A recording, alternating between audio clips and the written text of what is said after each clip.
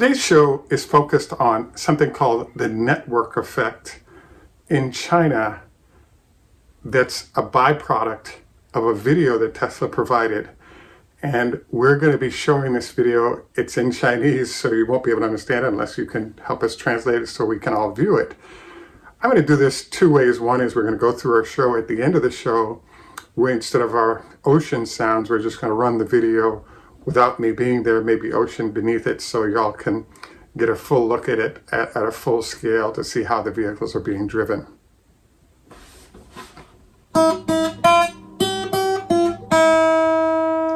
This is Greg for Teslafaninsight. Thanks once again for joining us. If this is your first time, welcome.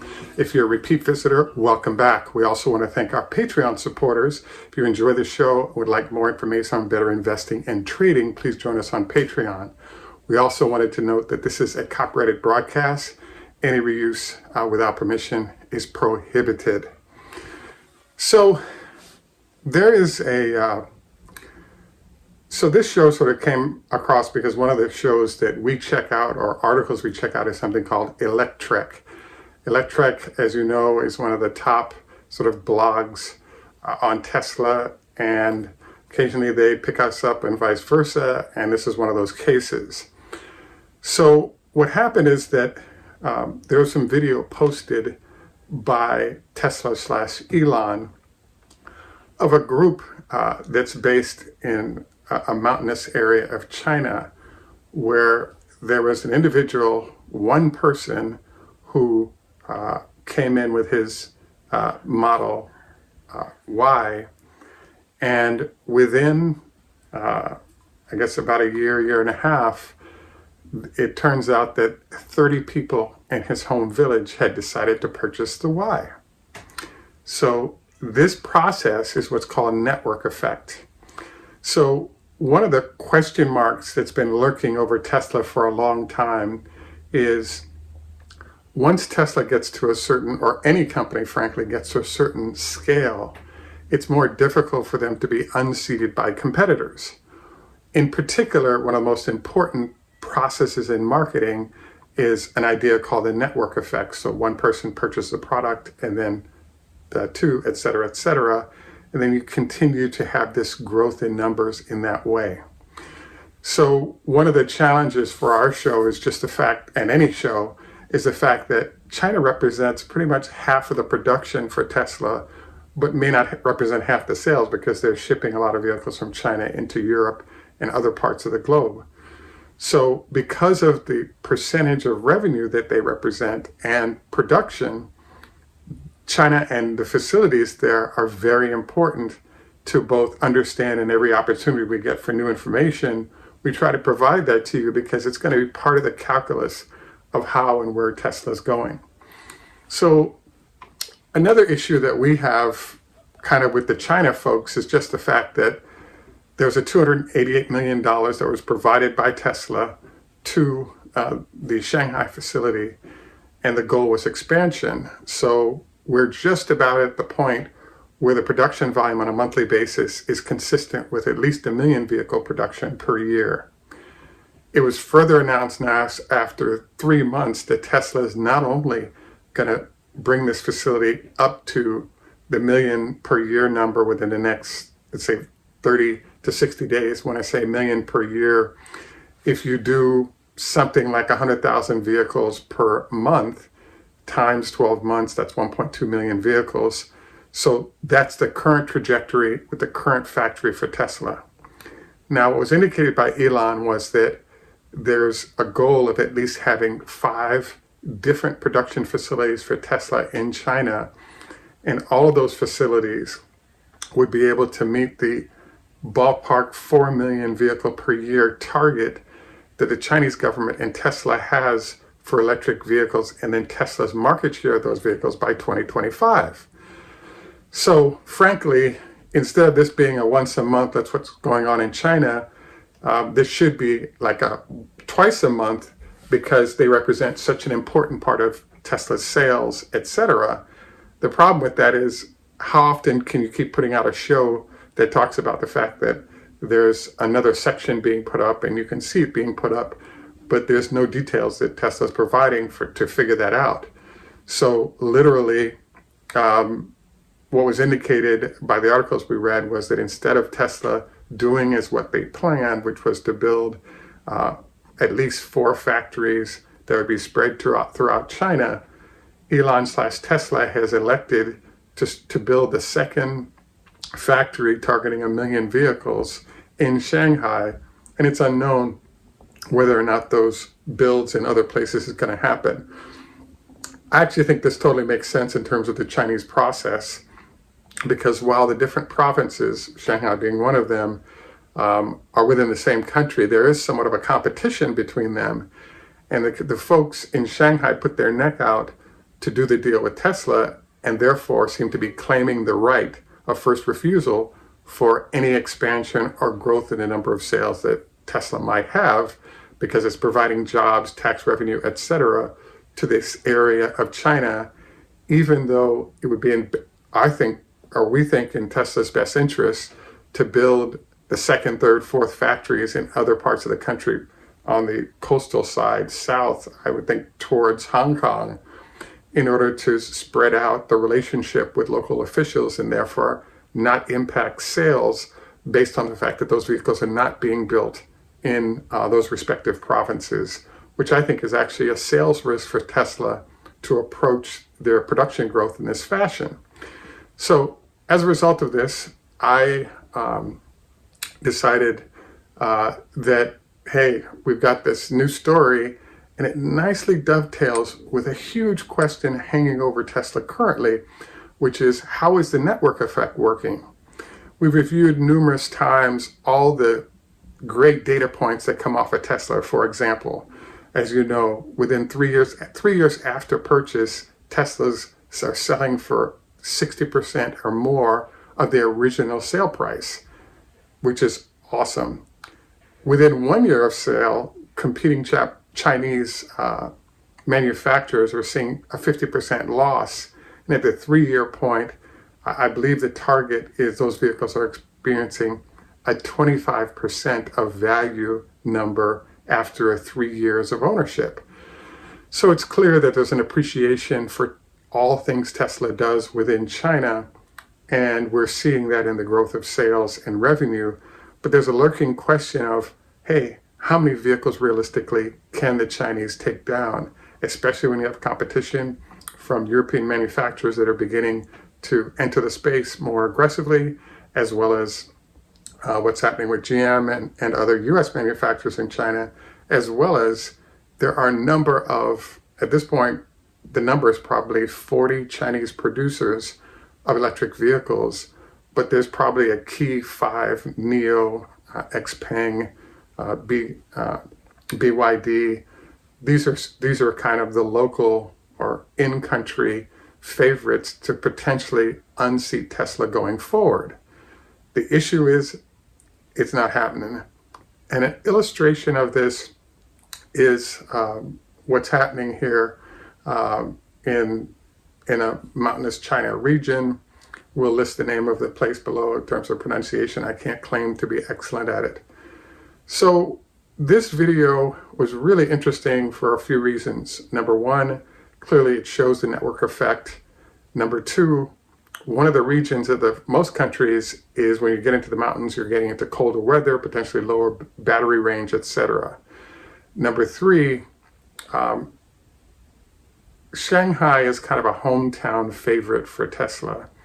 And what this is also illustrating is the fact that as Teslas get in the hands of, for example, many people come from the country into the major cities, as was the case of this owner. And he decided to bring his Tesla with him. And now a whole bunch of his friends and neighbors have decided to buy their Teslas as well. And then you're going to have those families or neighbors who are happy with their vehicles now choosing to encourage others to purchase. And so this creates an interesting question mark, because there's a question mark behind it, which is, well, wait a second.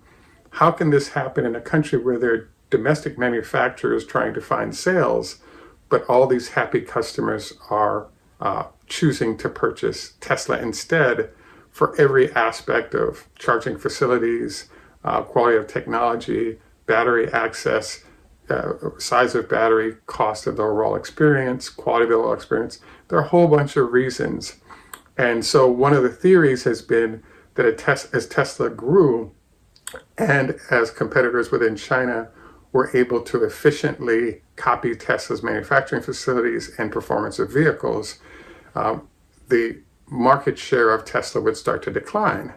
So this network effect of 30 vehicles driven by just one person entering the area with it is an illustration of how and why Tesla potentially grows its sales over time, even in places like China, where they have large numbers of domestic manufacturers. So I was also intrigued by some other data points that were provided. Number one, it turns out that the gentleman who brought his Tesla purchased a small hotel in his home place. One of the reasons he had purchased this hotel is there are a couple of new bridges that have been completed that go near this area. Those bridges resulted in a tourism boom for that area of China that had not been there previously because the roadways weren't there to do so. So it turns out that his hotel is now booked solid, but not only are local business people choosing to own their Model Ys, but they've now started using camping mode to allow people to stay or sleep in the back of the Model Y and then, in essence, use it as a hotel room. So I think this is really interesting because all of a sudden you have the hotel owner now able to offer Teslas as part of his overflow, if you will, room space, and then provide showers and all the other amenities to those customers that might be in those cars. Obviously, they could do it at the home of the owners of those vehicles or at the hotel, but it's kind of nice to have the whole process integrated and there's no security risks, etc., for the homeowner. But if they want to take on an Airbnb style of interaction with customers, obviously that's their choice. But this illustrates another creative way Tesla can be used in the form of, hey, why not just rent out your Tesla as a de facto hotel room as another way to make money off of your vehicle? So again, camping mode, Model Y, you might want to look it up because I'm clear that you could camp. Camping is a little bit difficult in Model S because of the roof height, or particularly in the trunk area. But in a Model Y, Model X, the camping mode is actually a great deal, and elevation doesn't create any sense of claustrophobia or anything like that. And even the Model 3, frankly, has a pretty high, from, let's say, the floor to ceiling distance that would allow you to comfortably sleep in that vehicle and kind of go from there. So this, I think, is pretty neat in terms of looking at the number of ways that people can put the value of Tesla to work within their lives. So overall, what I drew from this video was just the fact that, hey, there's a lot of folks when introduced to Teslas that are choosing to buy in China. It also helps us look in on the network effect. One of the questions that we'll be finding out over the next year or two is consumers behave in what I want to say are ways that large companies don't expect. For example, look at what happened to Nokia relative to Apple. A lot of folks experience Apple products. They started getting into the Apple store, etc. And Nokia basically lost their business. So one of the lurking questions, perhaps as Kramer has suggested, is given where Tesla is in terms of market share and continues to maintain it and to continue to innovate, we could end up with a situation where it's Tesla with half the auto business and everybody else splitting up whatever share they can get as we move heavily towards EVs. Will this happen? The answer is it shouldn't be possible based on how many strong, long-standing competitors Tesla has. But there's this thing called consumer preference, network effect, and how they choose to operate. So a lot of folks will choose, therefore, to ask a friend or drive somebody else's Tesla rather than, say, let me drive all the brands and make my choice in that fashion. Again, there are all these elements of the network effect, and I think it's kind of interesting. Other couple of notes that I want to note here is China basically is sort of the heart of Tesla. As you know, were it not for the Chinese Shanghai plant and the production that came from it, and the loans that they got from the Chinese that they could not get from others, the company would have been bankrupt. But with the Chinese coming in and building the factory quickly and helping to get production go there, it basically saved the company and created most of the wealth that you're all enjoying as a shareholder. So I want to say way to go, on folks like the ones you're seeing in our video. And we want to encourage more of it, because we'd love to see more illustrations of this network effect. I will say this is a Tesla produced video that was nicely done. And a lot of folks often talk about, well, Tesla doesn't advertise, but they don't have a PR staff in the United States. They have one in China. They're doing things relative to how they might advertise in China that we don't see in the United States as well. And so it's clear that they recognize the value of the marketplace and the value of making changes that you don't do in the US to ensure that they have success in that space. So I'm kind of thrilled about this. The target is 4 million vehicles by 2025. The expansion of factories is moving down the line. Customers' relationship with vehicles is going along those lines as well. So I think the whole thing adds up to a huge win for Tesla. And when a place represents 50% of your sales, maybe more, it's a pretty important place to put time and energy and understanding, and then looking at how competitors impact them, etc. There's a mystery that I don't have the answer to, but we're kind of seeing as well regarding electricity. As you know, China's been having some blackouts relative to coal-fired electricity, but Tesla owners haven't seemed to be having problems getting access to charging facilities and electricity within them. So that's another variable to sort of keep in mind as we see the growth of Tesla in China. At any rate, we want to thank you for taking time out to join us. Reminder, we do have some Tesla shares if there's interest. The next move to, SpaceX shares if there's interest. Next, we'd like to move over to our health tips. One of the tips that I've been impressed by from a heart doc was an 80 milligram daily aspirin as a way to improve blood flow, and might be something for you to consider. We actually have a number of other health tips below. We encourage you to consider them as well. I've fallen off my leg lifts a little bit, but I'm getting back to them, and I appreciate your indulgence in that regard. We also would like to get a Y or an N regarding our guitar. Several of our viewers, so Y if you'd like us to play a little bit, and if you don't. And the idea behind the whole thing was just want to do an intro that's live rather than pre-recorded as part of a show. At any rate, this is Greg for Teslafaninsight.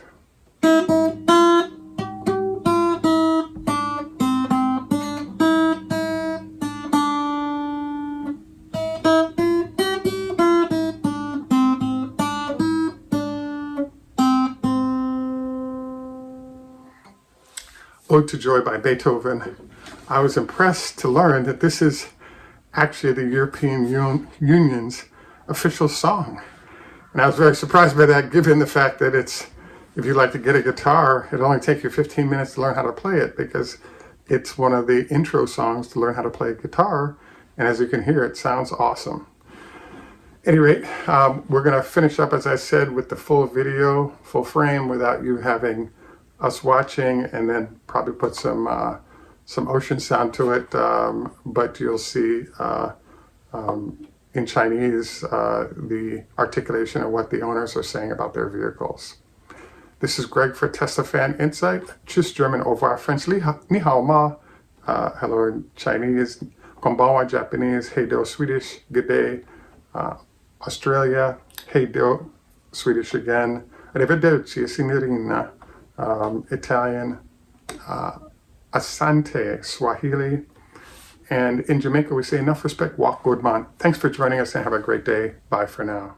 这个是我们盘子杆的名字，这个是菜市场。西红柿4块，大葱5块。这个是我们盘子杆的菜市场。哎，你这个车咋可以喊出来？你接一下就可以了。人家是这种充电的，我们盘子杆是这种充电。进来喝茶。好，到时接我充下电。好，来充。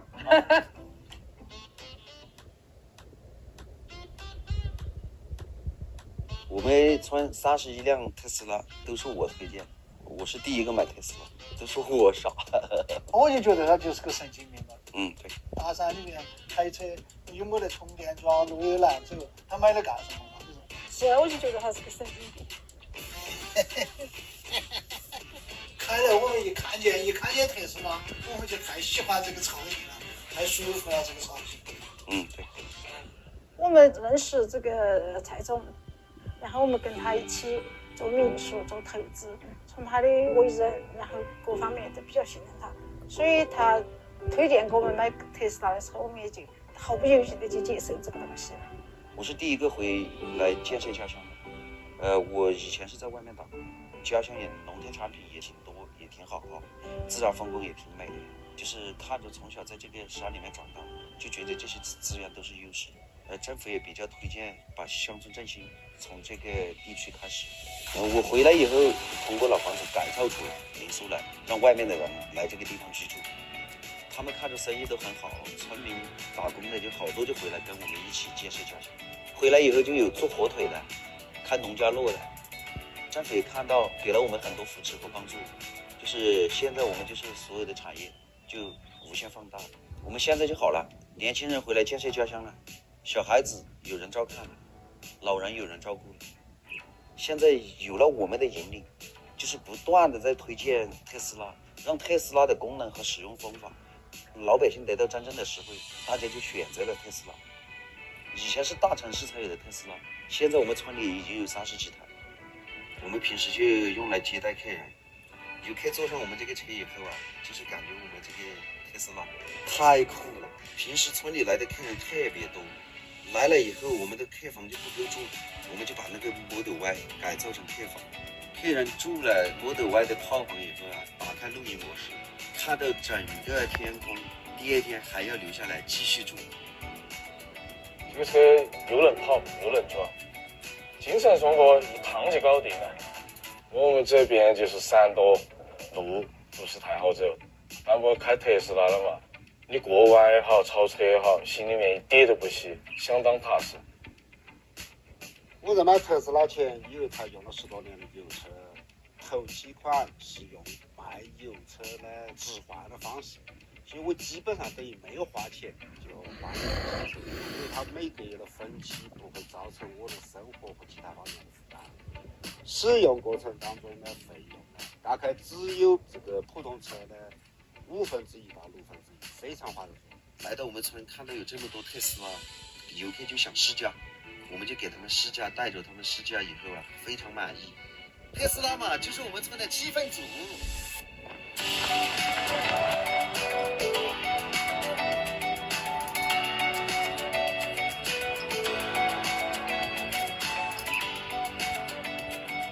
我们现在只是个开始，选择了特斯拉，就是选择了可持续发展。我们的发展理念以后也是保护积水青山，造福子孙后代。